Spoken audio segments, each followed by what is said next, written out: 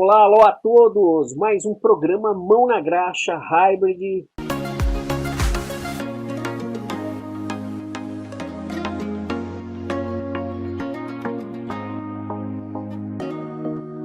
Para elucidar cada vez mais as perguntas que surgem e tudo mais que surge de dúvidas para todos.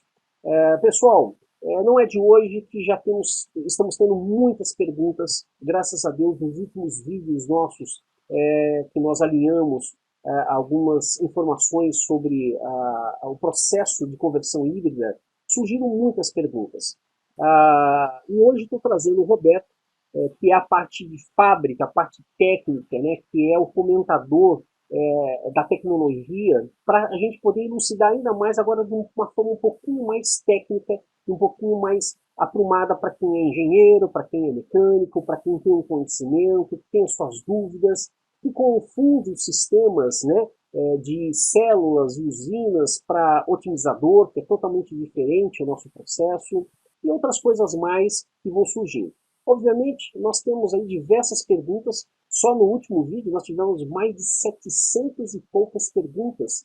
E aí nós resolvemos aglutinar essas perguntas, selecionamos as que mais foram focadas, né, em dúvida, e vamos aqui colocar esses parâmetros e esperamos aí poder tirar essas dúvidas de vocês. Mesmo assim, por favor, deixe o seu like aí para nós, né, coloque as suas dúvidas, sugestões, para que nos próximos programas a gente possa também alinhar, passar essas dúvidas mais acentuadas aí para ti. Vamos começar então, Roberto?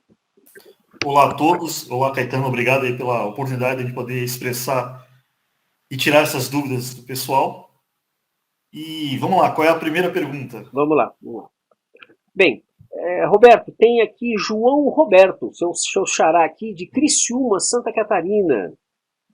Roberto Hybrid, na verdade, né? Qual é a definição de um veículo híbrido no ponto de vista de vocês? Bem, provavelmente é uma pessoa que é conhecedora, né? Porque é uma pergunta bem focada, né? Então, posso repetir aqui, qual é a definição de um veículo híbrido, né? No ponto de vista nosso, que mexemos com hidrogênio, com a conversão híbrida e tudo mais. Então, antes de eu definir o que é uma conversão híbrida ao ponto de vista da Hybrid, eu vou definir o que é um veículo híbrido no ponto de vista da empresa automobilística. Então, a empresa automobilística ela tem um motor a combustão, convencional em qualquer carro, e mais 2 motores elétricos que são ligados ali nas rodas dianteiras. Esses motores elétricos têm a capacidade de carregar algumas baterias e em alguns momentos, em ciclos de rotações baixas, dentro da cidade, essa bateria aciona esse motor elétrico, o qual conduz o veículo ali, gerando uma determinada economia. Só que vale ressaltar que esse sistema de veículos híbridos em altas velocidades, em altos torques, não são acionados. Então entra só o motor a combustão e nesse momento está se queimando combustível e gerando gases poluentes. Então essa é a definição de veículo híbrido de fábrica. Agora, o ponto de vista do que é uma conversão híbrida destinada à fábrica da Hybrid. Os dois pilares que são idênticos tanto na empresa automobilística como na Hybrid, é a economia e a ecologia. Porém, a Hybrid sai na frente na seguinte questão. Tanto em velocidades baixas como em velocidades altas, o nosso equipamento está ligado, gerando a economia e a ecologia. E um outro ponto muito importante, Caetano, é que só existe veículos híbridos no segmento de automóveis. Não existe na linha náutica, não existe na linha de geradores, embarcações, jet skis, e isso a Hybrid é capaz de converter. Então, o maior diferencial realmente é esse, é a gama de categorias que a Hybrid consegue atender em relação ao que uma empresa de automóveis faz em um único segmento. Além do que também o nosso equipamento ele pode ser utilizado com vários combustíveis, etanol, gasolina, GNV, GLP, no caso das empilhadeiras, coisa que a empresa automobilística só usa o sistema Flex, ou é gasolina ou etanol. Então ficou muito evidente aí a nossa vantagem na nossa conversão do que simplesmente um veículo híbrido de fábrica. eu coloco um pouco a mais até, Roberto, a grande confusão que nós vemos no dia a dia, e eu recebo muito esse tipo de informação, que é justamente que, vindo da fábrica, as pessoas, por natureza, acreditam só que exista só aquilo ali, né? O tipo de veículo híbrido é aquele lá, motor elétrico, mais um motor combustão, normalmente, né, nesse formato. Tirando o elétrico puro, que ele não tem nada de híbrido propriamente dito, né? Ele é bateria e bateria somente, não há nada mais. Mas a confusão gera-se nesse formato, né, de que híbrido é só essa condição de motor elétrico e combustão. Quanto a esse aspecto de desempenho, né, o que você vem a comentar sobre o desempenho? Porque o híbrido, no aspecto vindo da montadora, ele tem uma tendência muito forte hoje com apelo ecológico, né, que é a diminuição de gases, né, no caso. Vem uma segunda parte, provavelmente, que é a economia, porque ainda o carro continua gastando quando ele aciona o motor a combustão, né? Primeira pergunta, nesses casos, o nosso equipamento tem capacidade de se ajuntar ao motor a combustão desse veículo híbrido, né? O que você tem a dizer sobre isso? Sim, essa sua pergunta é bem pertinente, mesmo porque nós já fizemos essa análise em 2 carros de fabricantes distintos, que são híbridos de fábrica, adicionando nossa tecnologia e trazendo resultados espetaculares em cima do que o fabricante já coloca ali como economia e redução de gases poluentes. E é natural, também volto a repetir, que o carro híbrido de fábrica, vamos dizer assim, a bandeira principal é a questão ecológica. Mas a gente só analisa de um único prisma, né, Caetano? O que ele vai proporcionar de redução de gases poluentes. Imagina a produção. E depois, após a produção e utilização desse descarte de bateria. Será que o que foi sequestrado de carbono é realmente compensado na hora que você vai fazer essa reciclagem das baterias? Ou mesmo na produção desse veículo? Eu posso afirmar categoricamente, porque eu li um estudo de uma empresa alemã que comprova que produzir um carro elétrico é muito mais prejudicial na questão ambiental do que realmente usar um carro convencional que já é existente.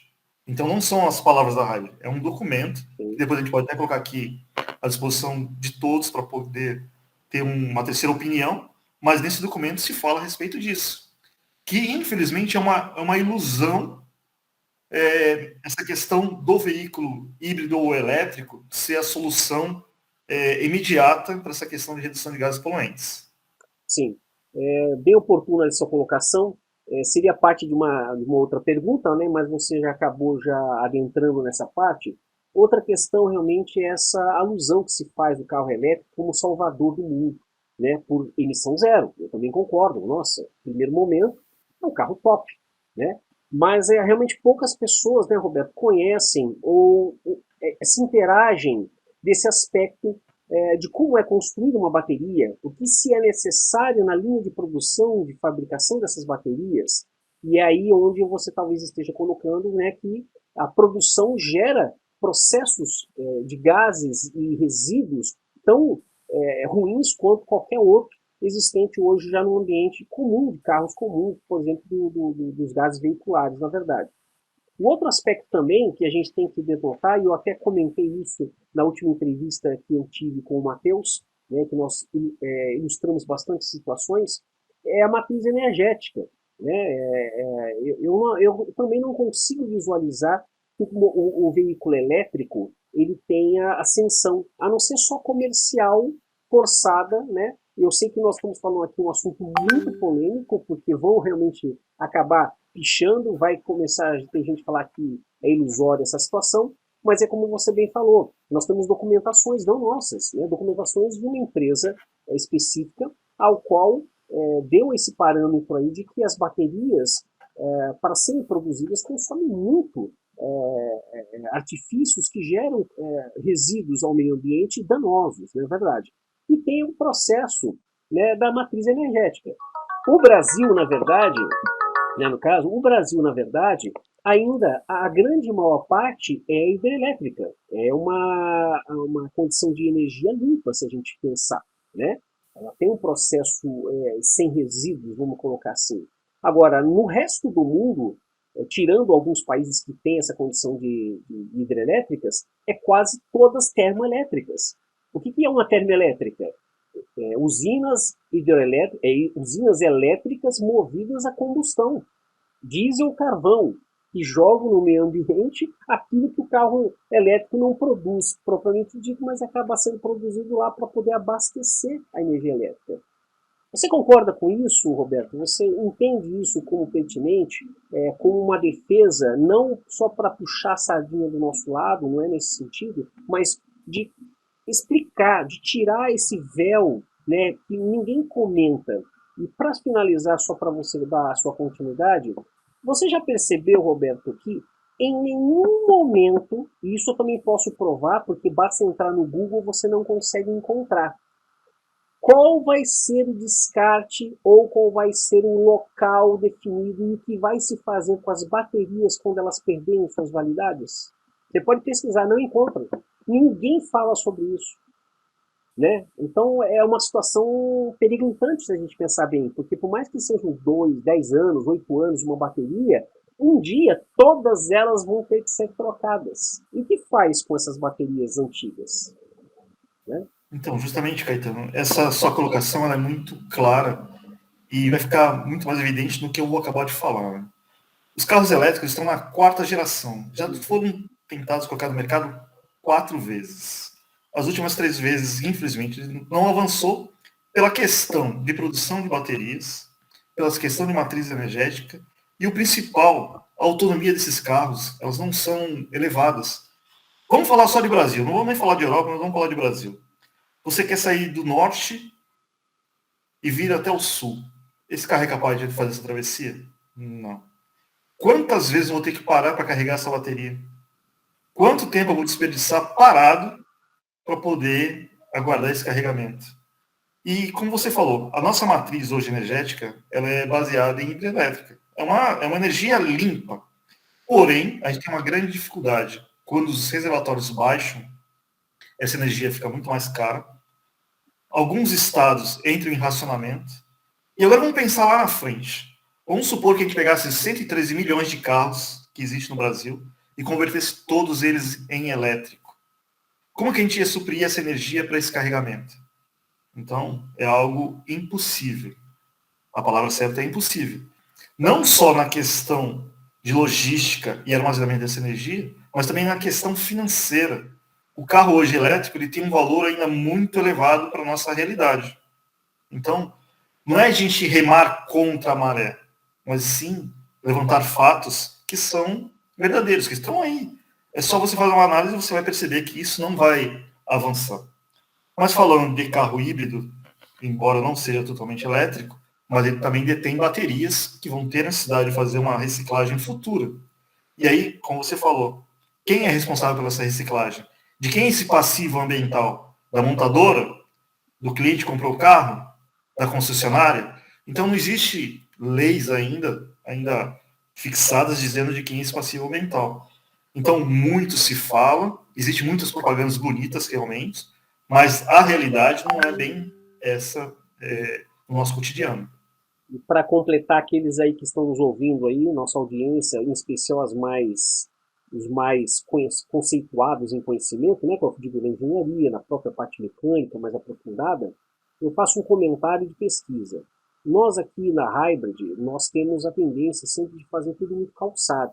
Né? Para quem assistiu o último programa, eu contei lá como foi tudo que começou, Roberto, né? Você deve ter acompanhado. O processo de hidrogênio não veio do nada da sua cabeça, que é privilegiada, não é elogio rasgado, mas é nítido que a gente tem uma diferenciação aí com a sua pessoa como criador, como desenvolvedor desse processo todo. E o hidrogênio não veio do nada, veio justamente de um órgão extremamente conhecido no mundo, que é a NASA. Né? Então o hidrogênio não é uma utopia, não é uma viagem na maionese. O que eu quero colocar nesse sentido? Que as pesquisas que nós fazemos para chegar onde nós chegamos hoje, como a empresa mais conceituada na área de hidrogênio veicular e conhecimento desse processo, no caso hoje no mundo, nós falamos assim sem medo de ser petulante, porque não tem realmente, nós já pesquisamos muito. E um aspecto que eu pesquiso em relação a esse aspecto aí de reciclagem foi um estudo das fabricantes de pneus. As fabricantes de pneus, elas não aceitam utilizar pneus reciclados como matéria-prima. É diferente de um plástico comum que usa-se para fazer balde, para fazer saco plástico, para fazer um invólucro, ou qualquer que seja. O pneu tem características de segurança. Né? Então, o que eu entendo nisso? Puxando a sardinha para a reciclagem das baterias. Se uma fabricante de pneus não aceita a reciclagem, né, ou os grânulos de pneus usados para se refazer aquela matéria-prima, para ter um pneu a condizente Pirelli, Goodyear, o que quer que seja, eu fico imaginando também o processo das reciclagens de baterias. Porque o processo de reciclagem vai ser tão igual à fabricação. Para você depurar essas baterias, elas vão ter que ter processos químicos. Elas não é simplesmente joga ali e está prontinho para tirar a carga e colocar uma outra carga. Né? Ela tem que se reciclar realmente, quebrar ela praticamente toda. Eu não entendo todo o processo, nem tenho conhecimento ainda, mas deve ser uma coisa assim bastante fortalecida nesse aspecto de construção danosa ao meio ambiente. Então, o que acontece? É bem provável que as fábricas atuais de bateria também não vão aceitar esses processos de reciclagem, porque vão ser produtos já em degradação praticamente no caso. Né? Então, é só um comentário aqui, caso você queira comentar alguma coisa a mais, eu estou à disposição aqui. Mas é uma pesquisa que eu acabei fazendo para trazer para o meu público, né, no caso, de que nós temos esse agravante. E, coincidentemente, ninguém fala nada sobre isso. Ninguém fala sobre reciclagem. Só estão falando que carro elétrico é bacana, é maravilhoso. E, de novo, a audiência eu deixo claro. Aqui nós não estamos contra o carro elétrico. Nós só estamos pontuando que o carro elétrico não é tudo aquilo que se projeta. Mas o nosso sistema nós temos que valorizar. O nosso sistema de conversão híbrida hybrid hoje é a primeira tendência mais oportuna e mais vantajosa para o mercado atual em todos os âmbitos. Dinheiro no bolso das pessoas porque eu não mudo o patrimônio deles. Né, Roberto? Segundo, eu gero a economia mais que necessária para justamente ter também essa condição de dinheiro no bolso. E gera a questão ecológica, eliminando em até 90% os principais gases e o mais perigoso desse todo, o tal do CO. Né? Então, nós temos uma vantagem grande também na questão da aplicação disso. Né? A aplicação que se eu falo é instalação, é prática, é simples, né? Porém tem que ter um critério de um instalador credenciado por nós para que realmente tenha total segurança e garantias, na verdade. Né? E aproveitando, puxando o gancho dessa segurança, nesse comentário que eu fiz, nós temos aqui a Maria Eugênia de Guaratinguetá, rapaz, lá do Vale Paraíba de São Paulo. Ela perguntando justamente como é que fica a segurança do hidrogênio que explode. Ela aparentemente parece ser uma usuária nossa leiga, né, no caso, né, mas ela sabe que o hidrogênio ele tem a condição de bomba de hidrogênio, né, tem aquele famoso Zeppelin, né, que na França foi talvez o maior acidente filmado no mundo, né, em tempo real, e ele explodindo, pegando fogo praticamente em segundos, na verdade. Como que fica o hidrogênio nesses veículos que vêm de fábrica e como que fica o hidrogênio no nosso sistema adaptado para o veículo comum? Então, Caetano, vamos dar aí um parâmetro de como começou essa questão do hidrogênio para hybrid. Né? Eu sou projetista naval e nós desenvolvíamos motores naturalmente para embarcações e esses motores são de diesel pesado. Então, naturalmente, são motores que têm um alto nível de consumo de combustível e principalmente essa questão de particulados que é lançado. E aí, nesses 15 anos de pesquisa que eu estava trabalhando, eu recebi um documento, realmente um documento, na época era confidencial, hoje não mais, da NASA, onde se falava sobre a utilização do gás hidrogênio em motores a combustão. Na época era um Cadillac, a qual foi testado. E o nosso grande desafio qual era? Em 2000, pegar aquele carro que era carburado, e nós já tínhamos a tecnologia de injeção eletrônica, e converter todos aqueles dados para a nossa realidade. Então, Isso é a base da Hybrid. Ela pegou um documento que retrata uma pesquisa séria e converteu para a nossa realidade. Falando um pouco mais sobre essa questão que a gente estava falando sobre reciclagem, aí vamos falar assim, pô, mas o seu refil ele é descartável. Sim, o nosso refil é descartável.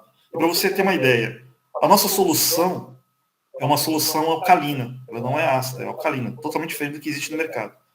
Se para nós que utilizamos uma solução alcalina, o nosso refil não pode ser reciclado, quem dirá as baterias que usam substâncias ácidas? Então, o seu ponto de vista eu também acho que está correto. Eu acredito que as fabricantes de baterias não vão conseguir utilizar alguns componentes da produção da bateria para uma nova reciclagem, mesmo porque vai perder propriedade química, propriedade mecânica, propriedade de segurança e eficiência. E aí vai. Né? Mas talvez não seja um ponto que a gente precisa discutir agora. Mas sobre a pergunta, qual é a segurança que a Hybrid traz quando nós queimamos o hidrogênio na combustão, é muito simples. Os carros movidos a hidrogênio, na linha automotiva, ela tem um cilindro carregado com gás de hidrogênio, como um cilindro de NV que nós temos aqui no Brasil.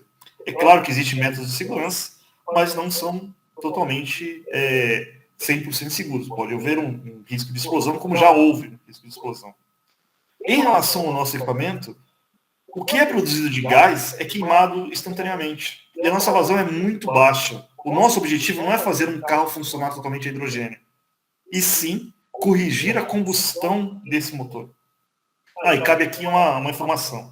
Quando nós falamos em carro movido a hidrogênio, não imaginem que é um motor a combustão lá na frente. É um motor elétrico. Esse gás que está ali envasado nesse cilindro, ele passa por uma célula de membrana, e esse gás vira corrente elétrica para tocar no motor elétrico. No nosso caso, nós utilizamos o motor original do seu carro, colocamos nossa conversão híbrida, vamos realimentar a entrada de emissão de ar junto com uma vazão ali específica, para que esse gás entre dentro da câmara de combustão e reaja ali na estequiometria, queimando, gerando esse aumento de torque. Naturalmente, a redução de RPM, e se o motor gira menos vezes, está injetando menos combustível. Então, existe ali um diferencial muito grande, Caetano, nessa questão da nossa tecnologia para o que existe para o montador. Embora use o mesmo combustível que é o gás de hidrogênio, mas com métodos e práticas totalmente diferentes.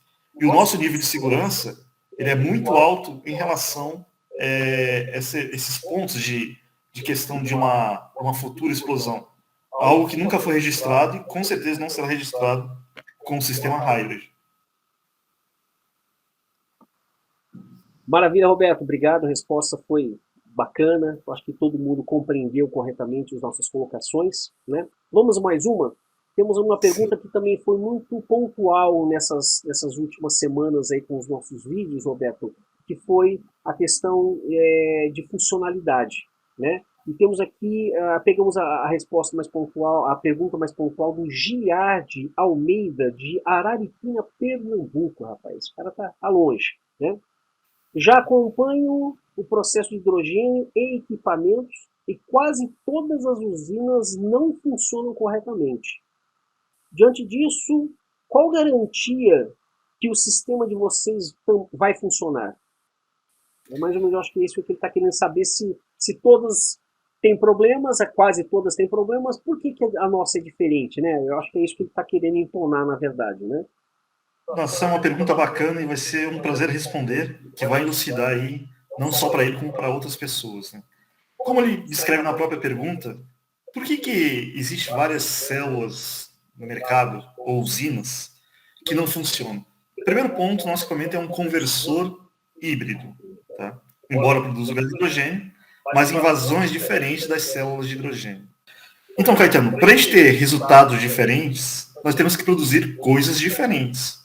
Por que ele vê aí no mercado inúmeras células de hidrogênio que não dão certo? Porque todas são iguais. Todas são células de placas retangulares, ou são espirais, usam sempre aço inox 304, usam uma solução aquosa abaixo a base de soda cáustica. Enfim, isso é o que está no mercado. E o que nós fabricamos? Nós fabricamos um equipamento totalmente fabricado em plástico de engenharia, onde utiliza um refil descartável com uma geometria específica, com um material distinto da haste de produção do gás hidrogênio. Então, isso permite que a gente tenha resultados diferentes. E o que atesta essa segurança de que você vai ter economia?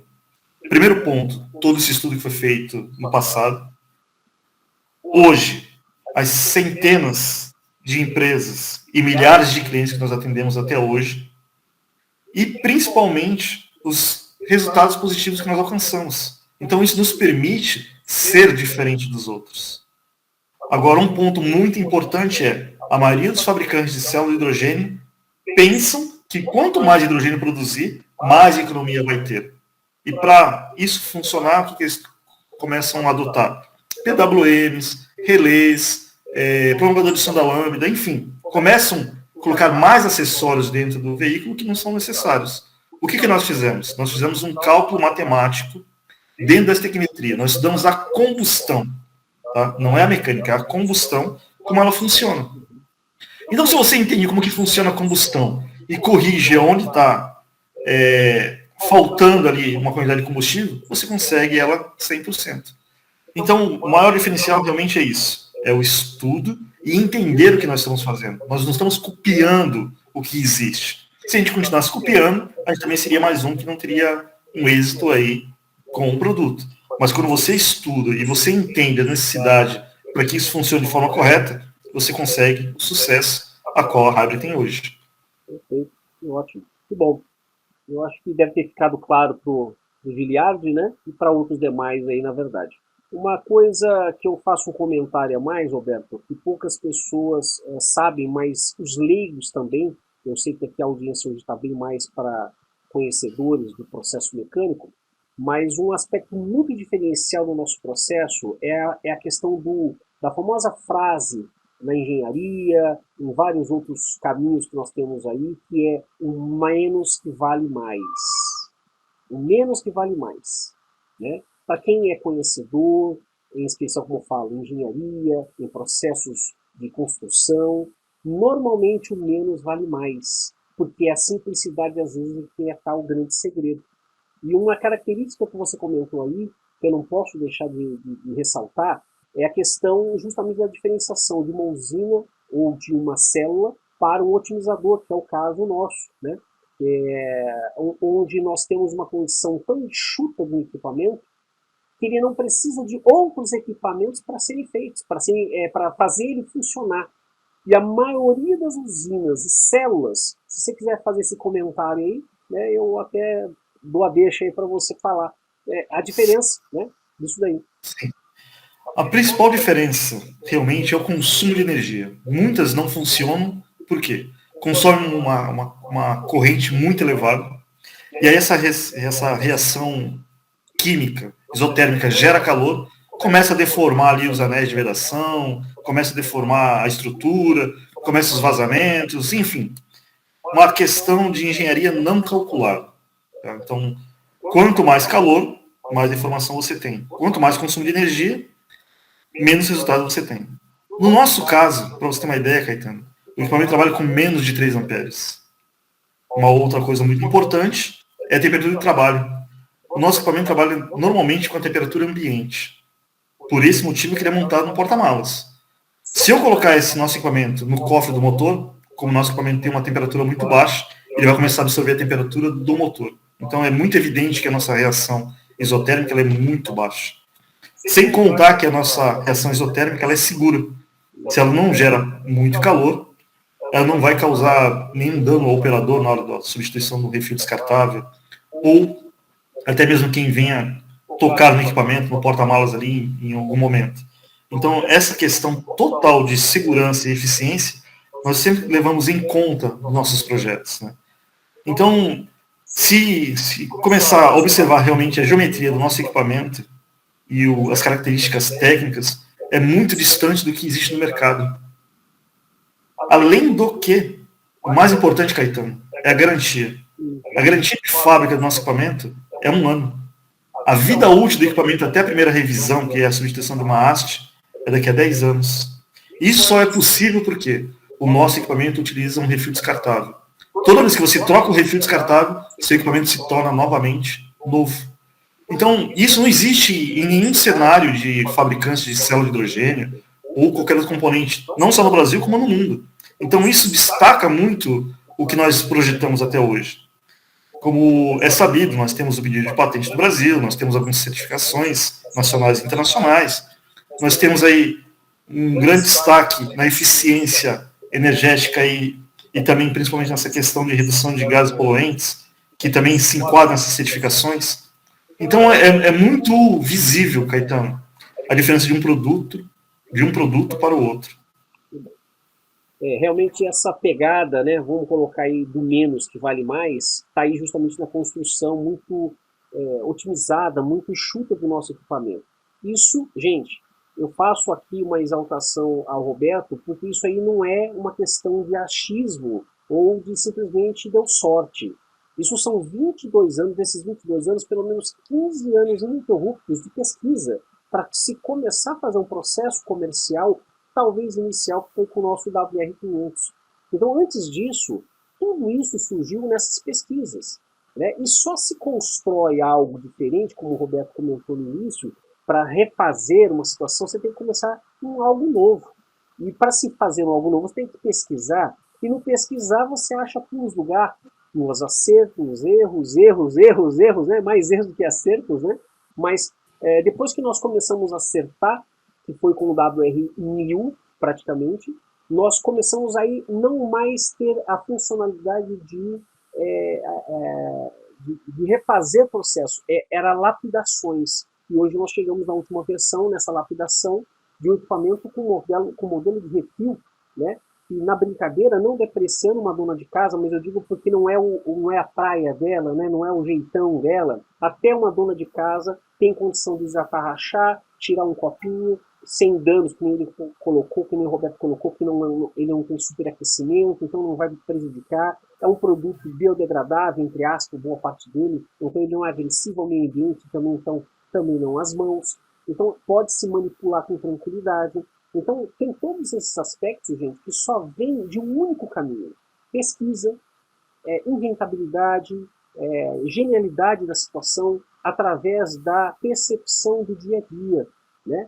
Que a ecologia nossa também surgiu dessa forma. Até então era economia. Depois de um tempo que o Roberto percebeu que os gases não estavam saindo mais iguais dentro do escapamento, ou para fora do escapamento. Foi aí onde começou a surgir também a vertente ecológica, e aí foi descoberto oficialmente mesmo por nós que fazemos 90% menos gases, menos geração usando o nosso equipamento. Né? Então, diante disso, esse menos que vale mais, para uma pessoa leiga, dá para se entender. Então, uma célula de usina, ela precisa de 3 equipamentos básicos para fazer um ou outro equipamento funcionar. O próprio leigo já começa a perceber que algo está diferente. Então, eu preciso de um PWM para equalizar a amperagem muito elevada que a maioria desse pessoal usa. Eu preciso usar um EFI, que é um equipamento, para aqueles que não conhecem, que monitora e regula, ou, entre aspas, entre os mecânicos, fala que é um enganador de sonda lambda, né, para a sonda lambda não projetar mais gasto ainda, porque o hidrogênio ele não é reconhecido dentro do êmbolo pela sonda lambda. Então, ele vê que está faltando espaço e ele tenta mandar para o módulo eletrônico, olha, manda mais combustível que está faltando. Mas não é assim que funciona. Nosso equipamento com o processo de hidrogênio dá um RPM mais baixo e a sonda lambda consegue ler gradativamente isso, o qual vai gerar menos abertura de bico. E o terceiro, a maioria, que o Roberto colocou, tem processos no fluido catalítico de utilização de produtos de soda cáustica, ao qual a soda cáustica tem uma tendência natural de cristais, de gerar cristais. Às vezes tem que colocar filtros, né, para que isso não possa adentrar ao processo, né, dentro do motor e danificar de alguma forma. Aí o próprio leigo já começa a entender, né, Roberto, que realmente está diferente. Um equipamento precisa de 3 outros a mais para poder fazer funcionar, e o da Hybrid simplesmente é aquele lá. Agora, existe o inverso, né, Roberto? Né? Se quiser fazer algum comentário, para aquele que é conhecedor, para o mecânico de carreira, para aquele cara que é engenheiro, que conhece os processos, que já ouviu falar sobre eletrólise, já ouviu falar sobre usinas, né, que nem o primeiro amigo nosso aqui, o João Roberto, disse que... perdão, o João Roberto não. O João Roberto disse que não teria funcionado, né, o Giliardi. Por que funcionaria, etc., né, a gente deixa claro que para esses conhecedores é inverso.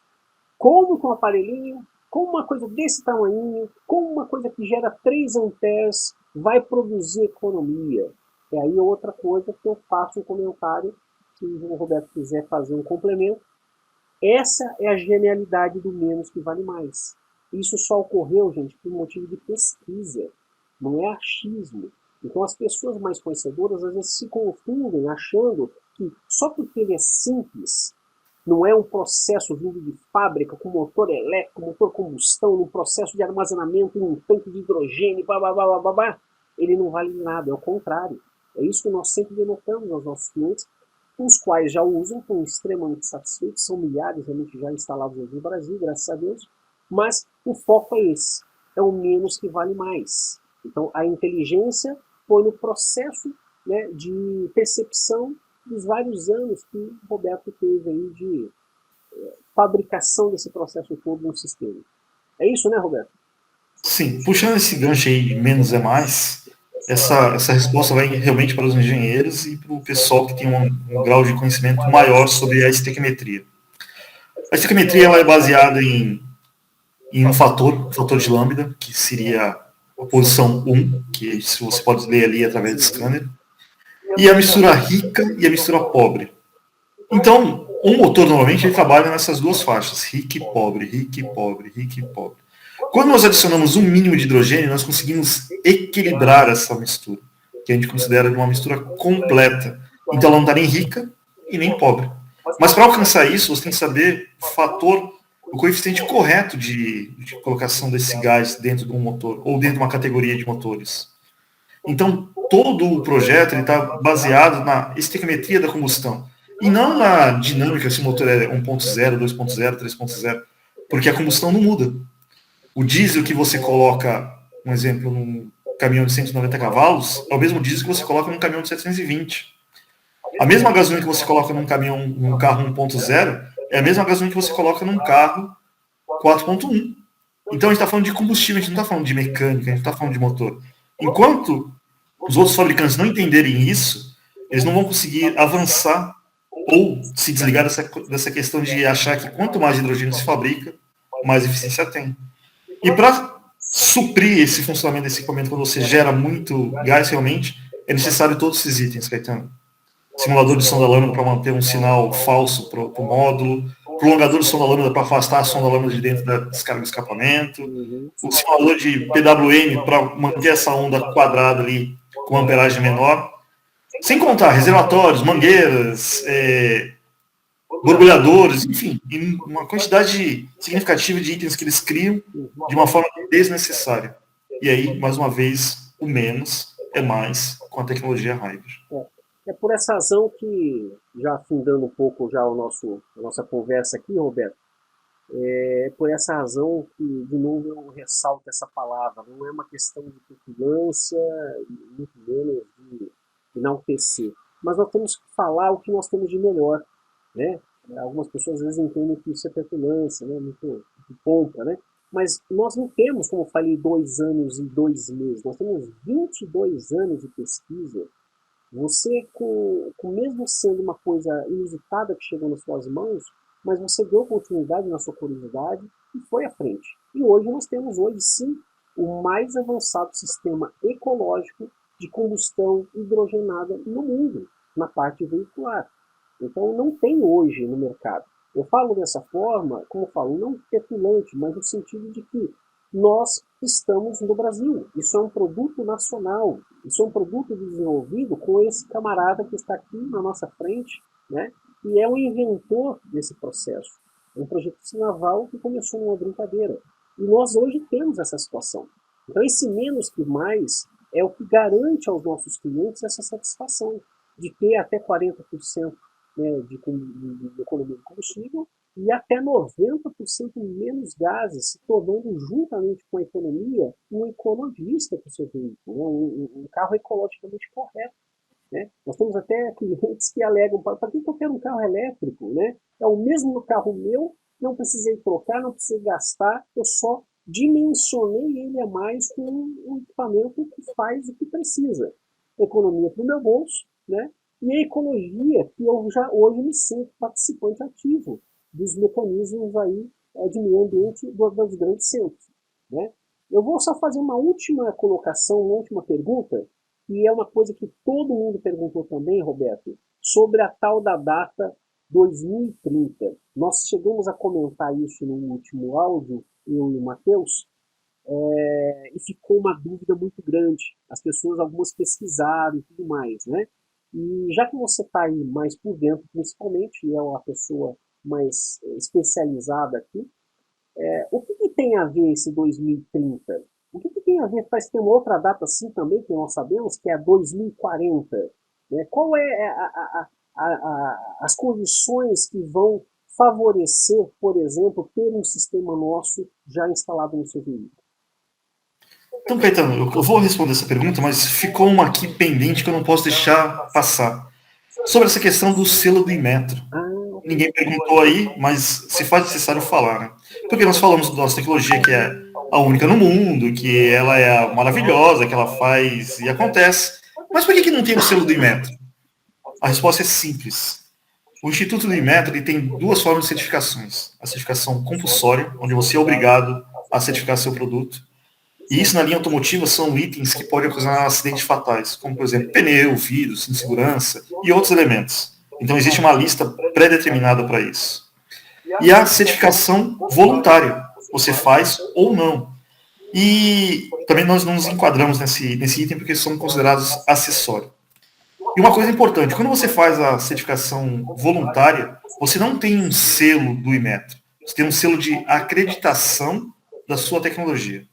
Como o próprio nome diz, Hybrid International, o objetivo não é só vender no Brasil, é vender fora do país.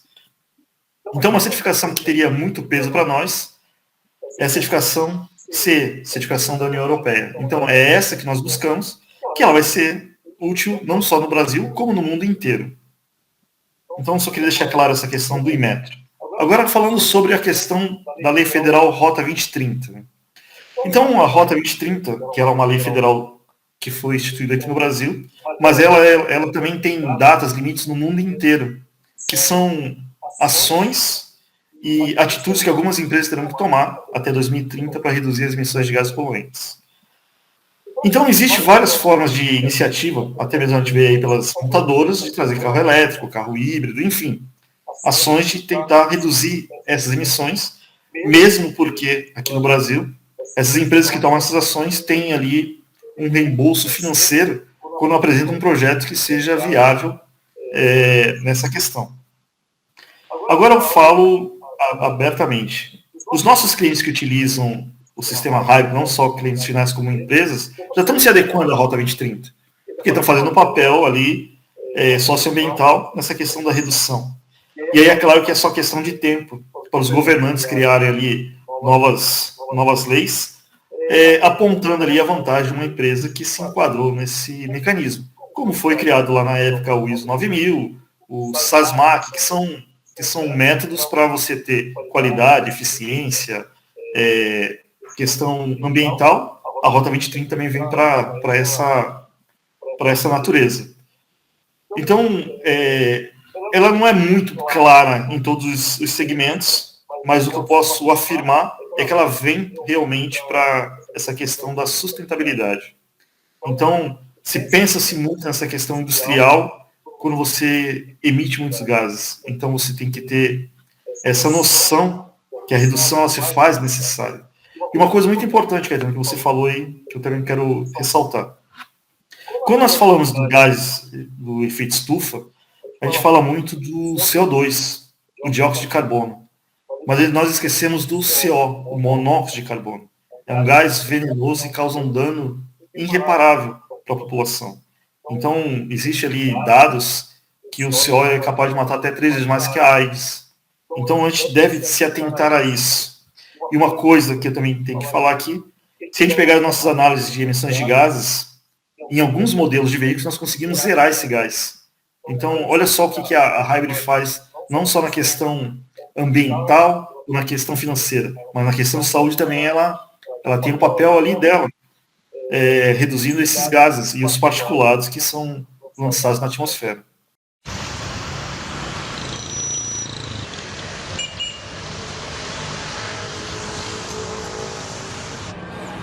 Tudo bem? Como é que vai? O que é a pior coisa do trânsito para você? A pior coisa do trânsito? Eu acho que é a lentidão mesmo. Quanto tempo que você está no trânsito? Hoje? Hoje. 40 minutos. Ah, não. Eu tô parada aqui na Oscar Freire uns 20 minutos. Você não tem o que fazer, né? Você tem que ficar ali parado sem chance de você se defender, né? Você sabia que você pode ficar até infértil por causa da poluição que você está inspirando? Infértil. Você está fumando 4 cigarros por dia aí. Nossa, cara. E se eu te disser que você aí dentro desse carro, você está perdendo 1 ano e meio de vida? Ou você pode ser uma das 4.000 mortes prematuras ao ano por causa da poluição? Alzheimer, Parkinson, as causas podem ser a poluição. Caramba. Você já tinha pensado nisso? Não tinha parado pra pensar nisso. Parado no trânsito, você não está só perdendo o seu tempo, você está perdendo a sua vida por causa da poluição. São Paulo é uma das cidades mais poluídas do mundo e essa poluição causa mais de 4.000 mortes prematuras todos os anos. Mais do que a AIDS, a tuberculose e a H1N1. O principal responsável? A frota de veículos. 97% da poluição do ar de São Paulo é causada pela frota de veículos. E você, quer ajudar a salvar a sua vida e a de todos nós? Então participe da campanha São Paulo Merece um Ar Mais Limpo. Acesse o site e descubra todos os males da poluição e como você pode ajudar a combatê-los. A informação é o primeiro passo para a conscientização e uma tomada de atitude.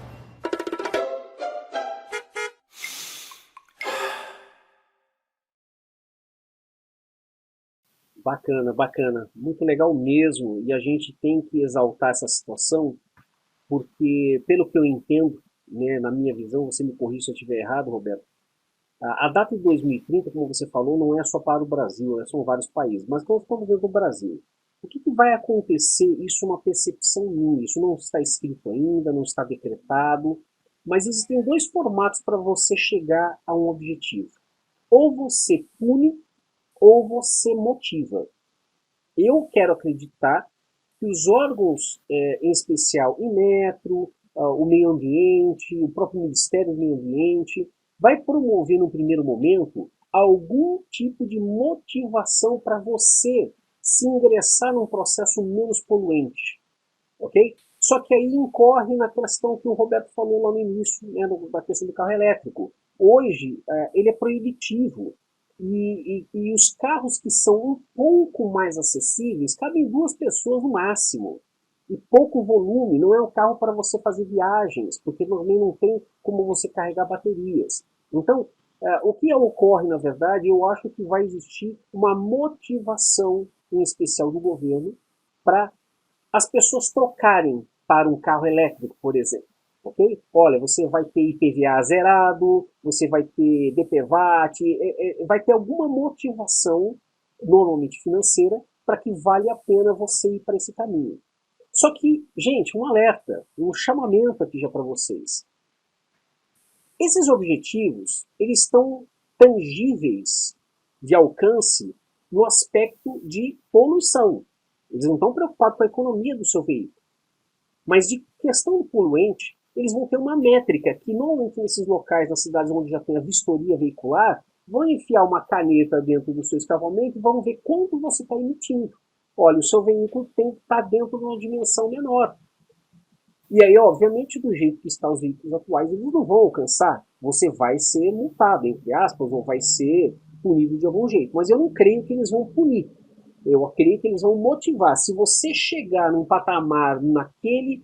e não vai ser um patamar só de 5% a menos e 10% a menos. Com certeza vai ser uma coisa gritante para poder alcançar esse espectro da data de 2030 como um diminuidor, né, do efeito de gases poluentes, em especial veiculares, dentro de um grande centro. Então, o nosso equipamento já está caracterizado, como o Roberto falou, através de certificações conceituadas através do LEPAC, que é um dos órgãos que regulamenta esses gases fabris e veiculares, onde nós temos já, por 3 anos consecutivos, a excelência de evitar, né, toneladas de CO2, por exemplo, no meio ambiente. E é como o Roberto falou, também os outros gases, como o monóxido, né, que realmente é tão ruim como qualquer outro, na verdade só que é um pouco pior. Então, o que eu acho? Que os nossos veículos que já estão instalados, como o Roberto falou, já estão prontos. Qualquer vistoria, o cara vai enfiar a caneta lá no escapamento e vai assustar. Ué, mas não está saindo quase nada de fumaça? O que está acontecendo com esse poluente aqui? Ele vai estar dentro do espectro, ele não vai precisar fazer alteração nenhuma. Ele não vai ser determinado para trocar um veículo, ele não vai ser determinado para trocar um catalisador ou qualquer outro mecanismo que eles tentem inventar para poder diminuir. O nosso sistema de diminuição poluente é o mais legítimo que possa existir. É fazendo, através da utilização do hidrogênio, a queima completa, ao qual faz essa diminuição correta dos gases restantes que sobram para poder ir para o escapamento. Então, gente, a novidade que eu só vim a falar é que o sistema nosso tem tudo pronto para poder adentrar a data de 2030. E eu falo um pouco mais, né? Vamos supor, né, Roberto? Vamos ter um voto positivo que o Bolsonaro esteja assistindo a nossa live aqui agora, a nossa enquete. Bolsonaro, o Brasil hoje pode se tornar, em menos de um ano, ou até um ano e pouquinho, detentor do país mais rápido a alcançar as metas de 2030 no mundo. É isso que o nosso produto pode fazer. Concorda? Discorda? Complementa? Concordo, ou não mesmo porque é uma lógica aí, Caetano. Se a gente falar de 113 bilhões de carros, como que você renova essa frota? Não é mais fácil você pegar a frota atual e converter para você ter essa redução de gases poluentes? E vamos até mais além. Eu pego esses 113 bilhões de carros, que são materiais ali como aço, vidro, borracha, plástico, enfim, inúmeros componentes, e eu tenho que reciclar isso. Naturalmente, quando eu estiver reciclando isso, eu estou jogando CO2 para a atmosfera. Então não existe uma lógica. Ao meu ponto de vista, realmente, a conversão é o melhor caminho para o Brasil e para o mundo. E se você lembrar, isso já aconteceu com os veículos pesados, né? Com o Proconv 7, eles instituíram o Arla. Foi um mecanismo para poder barrar a poluição exagerada de um caminhão a diesel, ou ônibus a diesel. Então, o nosso sistema se assimila um pouco à questão da injeção do Arla. Né? Eu digo no sentido de que foi um produto a mais, ou um sistema a mais, para poder barrar e sem precisar modificar exageradamente aquele veículo. O nosso caso, para os veículos de médio porte, pequeno porte, né? E também até o próprio pesado, mas vamos falar dos pequenos ainda, no caso, né? É muito similar. É mais fácil nós convertermos uma frota igual o diesel converteu para um processo Arla, onde elimina praticamente a saída de quase todos os gases possíveis ali, diminui muito, do que você fazer todo mundo comprar carro elétrico. Né? Eu tenho mais uma informação importante falando sobre o Arla 32, né? Quando se utiliza o sistema WR4000 na linha diesel pesado, e os caminhões que utilizam o Arla 32, é possível ainda diminuir até 90% o consumo do Arla. Então nós conseguimos baixar todos esses gases. É sabido que o Arla ali, ele trabalha um gás poluente chamado NOx. Então se você diminuir esse gás também, o consumo de Arla também vai ser diminuído. Então é só vantagens e vantagens e vantagens e vantagens sobre a tecnologia hybrid. Então, caso algum mecânico esteja ouvindo nós aqui nessa live, nessa entrevista, algum proprietário de frota, não importa se são 5 veículos, 10, 1000, então até o Arla que você gasta, que você deve calcular o quanto você gasta de Arla, que é obrigatório, porque senão você toma multa, né, no caso, você vai ter uma diminuição de até 90% do Arla. Você vai ter que continuar utilizando, é isso, né, Roberto? Né? Porque a Sim. lei determina que você tem que usar o Arla. Ele vai diminuir o volume de consumo, mas ele também vai trazer esse benefício. Para quem não conhece a fundo. Eu vou até pedir para o pessoal da edição colocar no final desse vídeo um vídeo nosso que nós falamos sobre o Arla, o funcionamento, o processo. Para aqueles que já conhecem, né, só vai conotar qual que é o poder que o nosso equipamento vai ajudar nessa diminuição do Arla. E para quem não conhece e é curioso, por favor, vá lá e conheça. Roberto, deixo disponível aí para você encerrar, caso você queira fazer um comentário a mais, mas eu só tenho a agradecer a sua presença mais uma vez. A nossa parceria é muito profunda por anos aí, e nós só estamos tendo alegrias aí, cada vez mais a Hybrid crescendo. Em breve nós vamos estar convidando mais pessoas a participarem desse nosso processo, novidades que estão chegando aí, e a gente vai estar divulgando aí, em especial aos mecânicos e técnicos que estejam recentemente aí se formando na área mecânica, mas eu não posso ainda dar detalhes porque não está por completo. Mas em breve, aguardem, vai ter novidades boas para quem quer levar uma fatia desse nosso mercado que é gigantesco. 113 milhões de veículos necessitados de algo que eles não têm como dizer que não precisam. Economia de combustível. Eu agradeço, Caetano, pela oportunidade, agradeço a todos. Mandem mais perguntas, se inscrevam no canal Mão na Graxa e até breve. Obrigado. O nosso canal, para quem quer se inscrever, está aqui embaixo também aqui para você se inscrever, mas é o nosso canal Hybrid International Oficial. E se inscrevam também nos nossos canais da Tríade Automotivo, né, na parte do Instagram, do Face, para vocês estarem acompanhando as novidades, né, e vocês vão estar vendo tudo que é de bom, que é melhor aí, para vocês estarem à frente, né, no caso. É isso aí, Roberto, agradeço a audiência de vocês, e é isso aí, Hybrid fazendo um futuro melhor para todos nós.